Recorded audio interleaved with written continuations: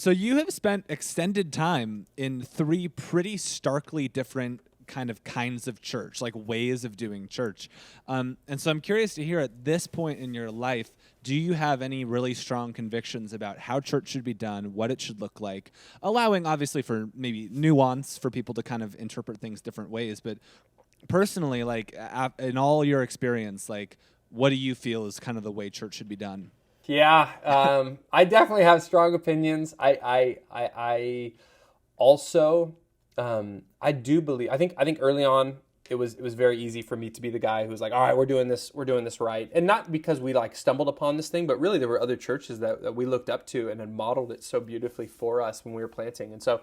I think that the longer I've been following Jesus and pastoring, the more I do see, and this is something, again, Tim Keller is really helpful on, of just like that there are different ways that Jesus works in different people. And so for anyone to be anti the mega church 100%, I think it's wrong. And for anyone to be anti small churches, just for the sake of it, 100% is wrong. It's like, I know some people that would never step foot into a mega church because of just the bigness of it, just what it represents to a non-Christian world.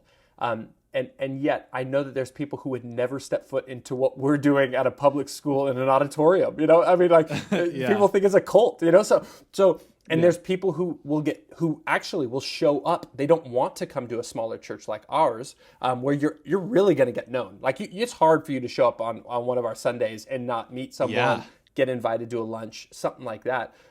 So there's a lot of people who that's not what they are looking for. They're terrified of that. I have a family member who actually got saved in a mega church, and it took her about a year and a half. And she says she sat in the back row. She walked in late, walked out early. She wanted to meet no one. She was going through a gnarly season of her life.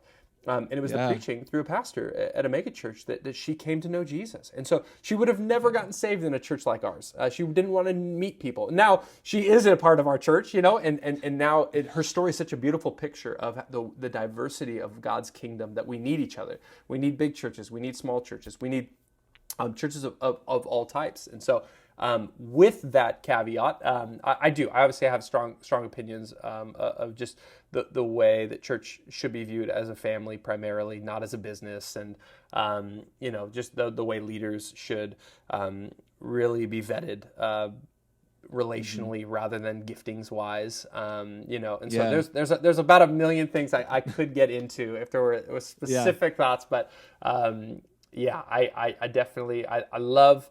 But the piece of leading a church is, every once in a while, not every once in a while, quite often someone will be like, oh, I don't like this about Restored. I'm like, me neither. It's like, just, you forget that, like, I'm the lead guy, but it's not like I look at this church and I'm like, oh, it's flawless. Man, there are plenty of things I would love to change that I can't change. And I think that the idealistic leader who views the church as like this perfect, beautiful thing where there's no one who sins and no one who, votes the wrong way and thinks the wrong thing. It's like, that just doesn't exist. Like, read the New Testament. The church is messy. And so I think our church is messy, man. It's not this perfect thing that we have a system and a structure to kind of make things roll really smoothly. It's relationships. Every family, every relationship has messiness to it, and so our church as well. And so that is always, and that you're going to find that in the big ones and the small ones, and all over the world.